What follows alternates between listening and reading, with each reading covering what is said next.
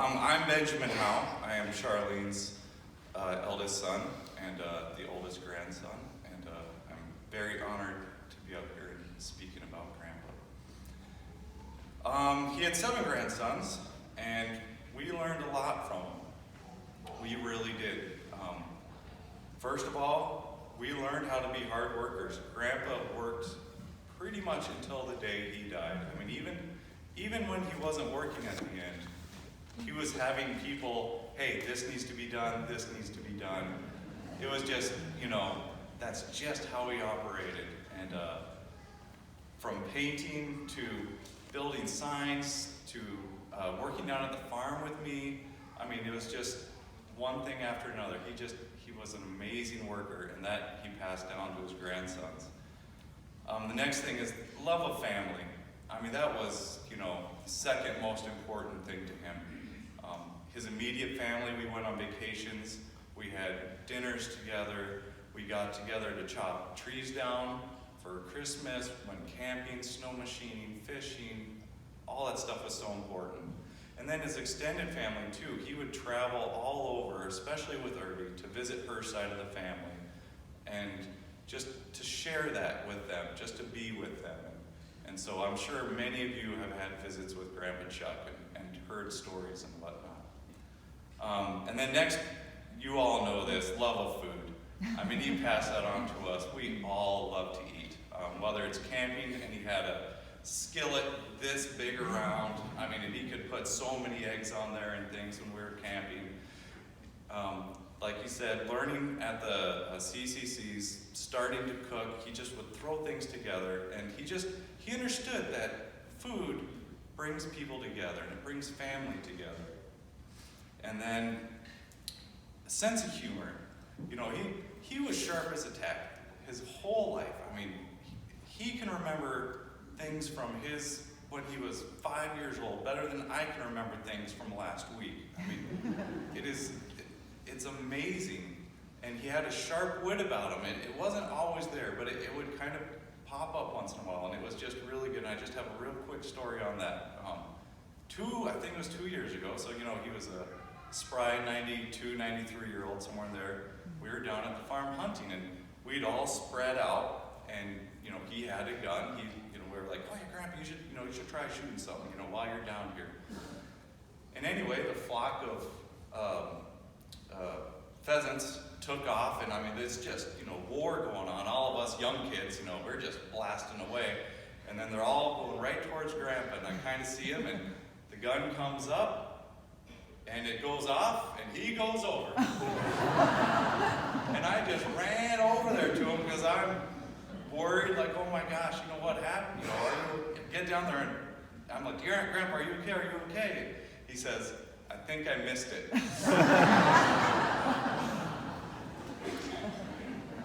And then another thing that he taught all of us grandkids was the love of God. We thank God for everything in our family, and that comes from him and Grandma Erdy. But he was the head of our household, and we knew that because of God, we had the love that we have for each other and everything that we had. From him singing in the choir to he was going to 3 churches at the end. He just loved God, going different places, and that's the number one thing. I have a few things in particular for each grandson that I see that came from Grandpa. And for me, it's about saving money and being frugal. So I don't know if any of you knew Grandpa. That's the way he rolled. I mean, you can just look at the coffin here. We told him how much coffins cost, and he said, they cost how much? I can do one cheaper than that and better than that. And so that was something we built, Grandma Erdy's and Grandpa Chuck's coffin, with Grandpa showing us how to do that. And as you can see there, yeah, and that was something that he brought all the grandsons in. I don't know if Brian was there because he was out of state, but he brought all the grandsons in. We got to spend time with them working on that. For my brother Brian, strong family leader. Brian is raising his family the right way, in a God-loving way. And I could just see that from Grandpa Chuck down into him. And Brian moved away. He was the first one to do that, taking that step. And just like Grandpa Chuck was always willing to take that step if it was the right thing to do. For Blake, Blake is a bit of perfectionist, as Grandpa was also. Now, some call it perfection, some of us call it dinking around.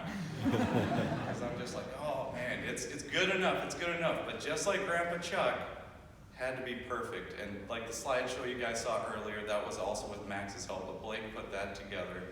And just amazing how I see that in Blake in so many things he does. I did not get that in me, I can tell you. I slap stuff together. Yeah, it'll hold for 20 minutes, it's fine. And back to the pictures, I also want to let you guys know there is another picture show after the service. If you guys would stay and watch that and share stories about Chuck, we'll come back in and share them with you. But Blake also did that. Then on to Jacob.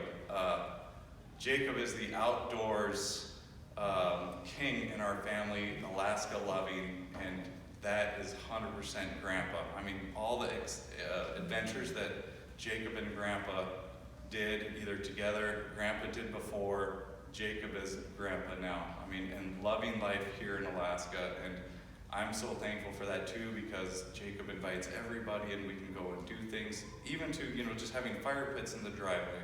Jacob was Grandpa's roommate for a number of years, and they just worked out and just enjoyed that, and I see that so much.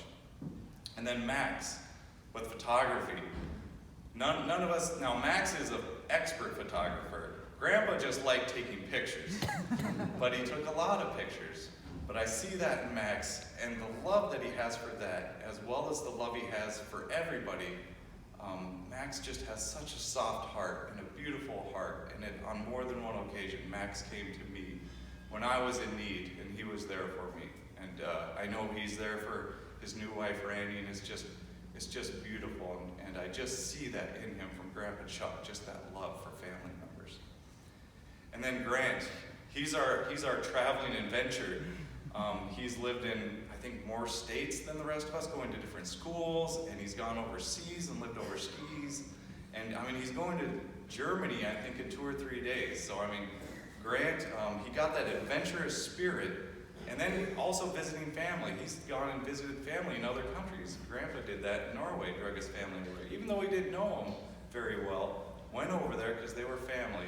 And we're going to meet them, and they love him. And just like that, people just love Grant when he goes to visit too. And then finally, Christian. Christian has charm when he walks into a room.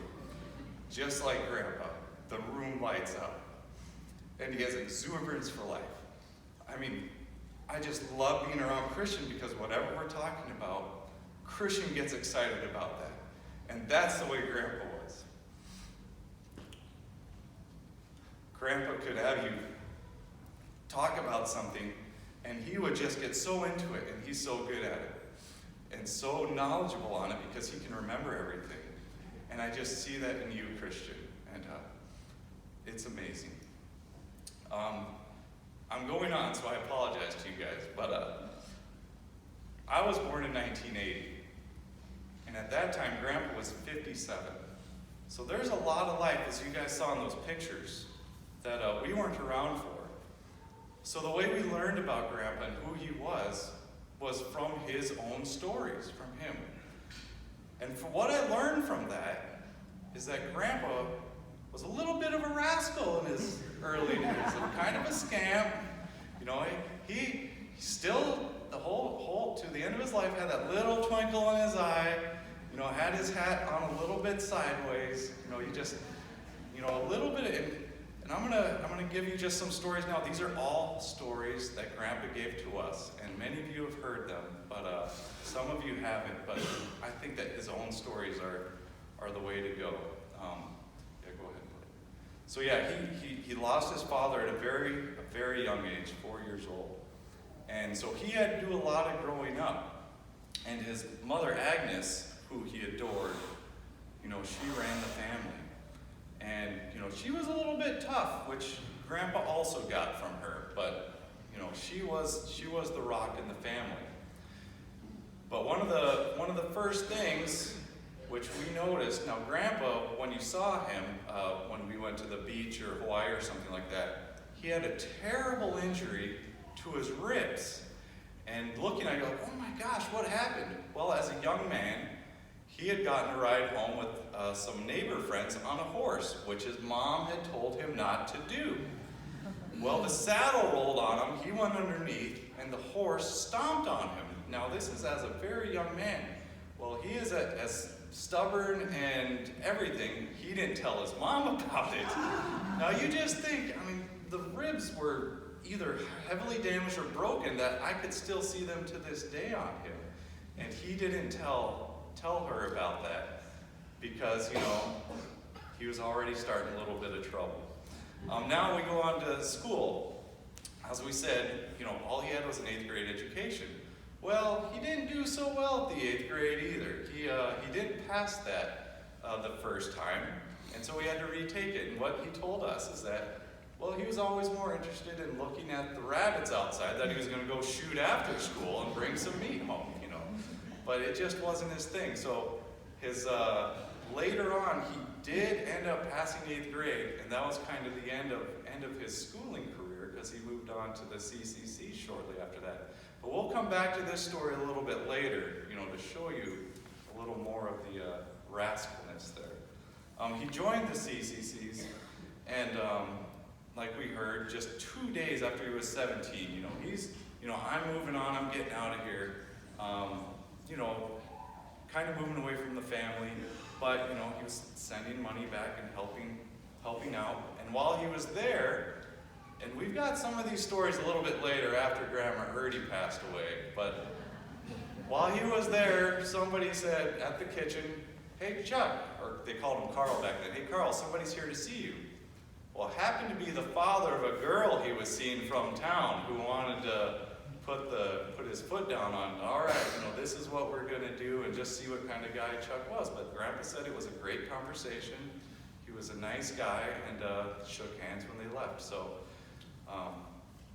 that was a very, very, very good experience for Grandpa.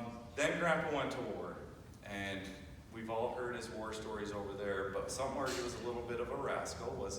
He got there you can see he always had his hat kind of a little bit tilted at an angle. But he got an opportunity, I say opportunity, to purchase a Japanese rifle. Because that wasn't exactly the right thing to do, it wasn't legal. But all the guys in his unit were doing it, and they were trying to figure out how to get these rifles home. So they, worked out together, they kind of scammed the system, and he got it sent back home. He didn't know if it'd be there, but when he got back home, yeah, go ahead, Blake, and show the, he got the rifle sent back home. And so, it's not like it was anything terrible, but we always have that story, and we have that to remember him by. After arriving home from war, he ran into one of the school board people from back home in the Northwest, I believe in the Seattle area. And this is where the school part comes back. Now the school board teacher says, Chuck, did you ever wonder why you passed 8th grade? And Chuck said, well, I didn't really think about it. I didn't think I had, but, then you guys gave me the grades and I passed. And they said, well, actually, the next year we were bringing in another teacher. And she was only going to be a few years older than you. We decided it was best to move you along.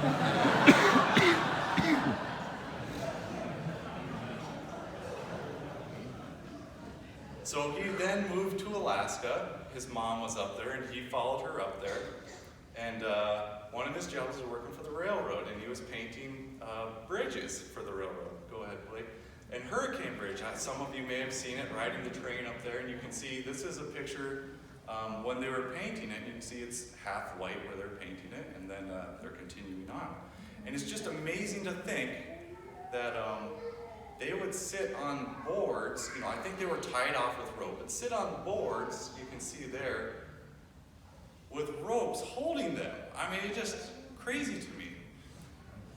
But Grandpa loved this, and the reason he loved it is he said, I get to be outdoors all day, and I get 3 square meals, I get to paint, and then I get to fish all night. He said, it is the greatest bachelor's life there is. And speaking of bachelor life, he lived in a tent house in Anchorage.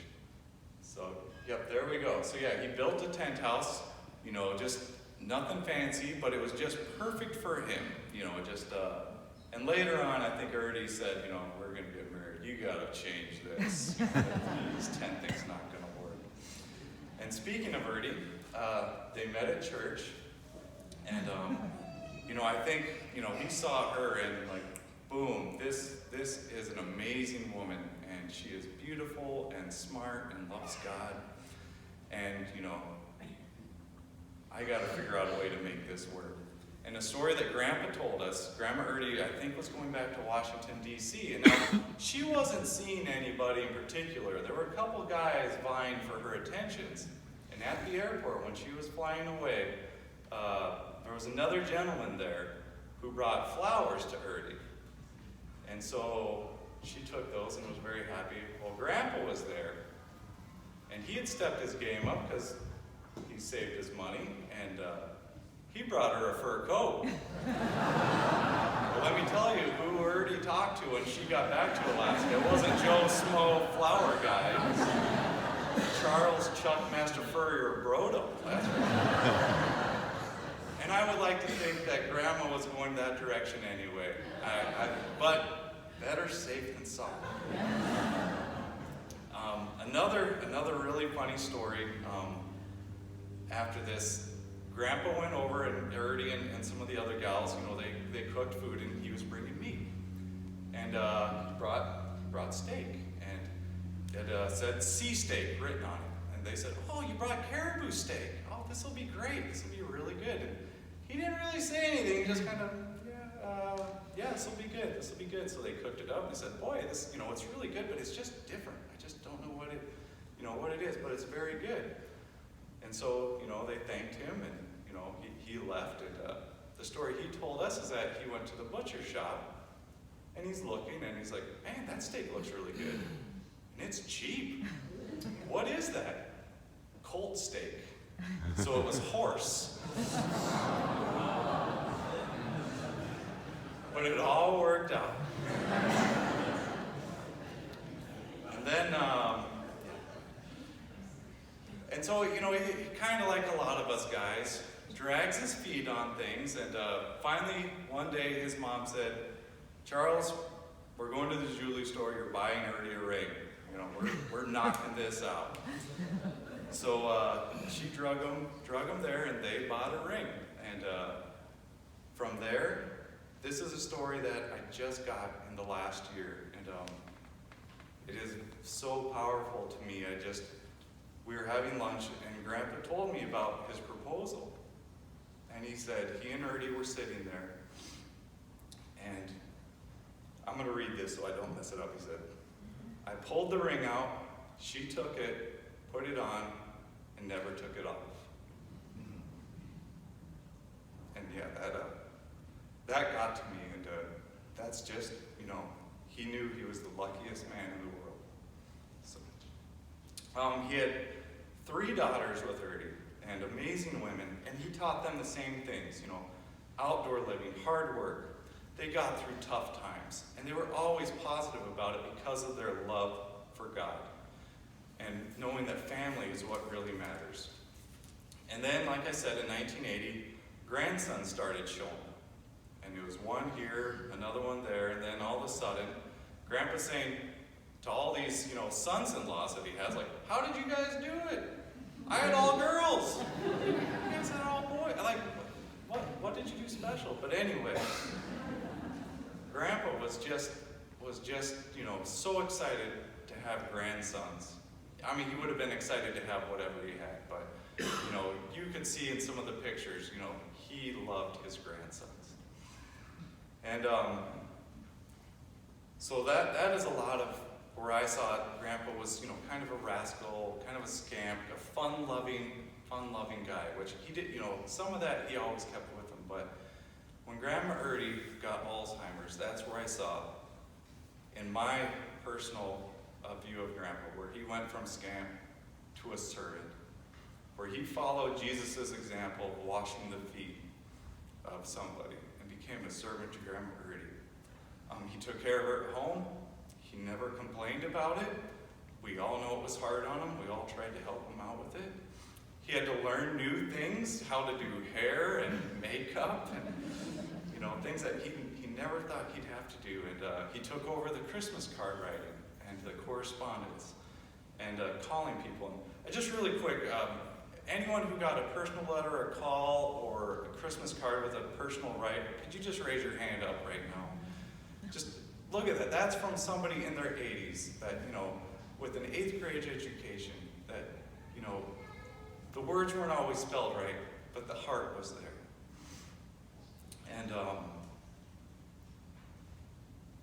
And he would make her a chocolate cake a week because she loved it. Even when she didn't know who the man sharing her bed with her was, he would do that to see the smile on her face.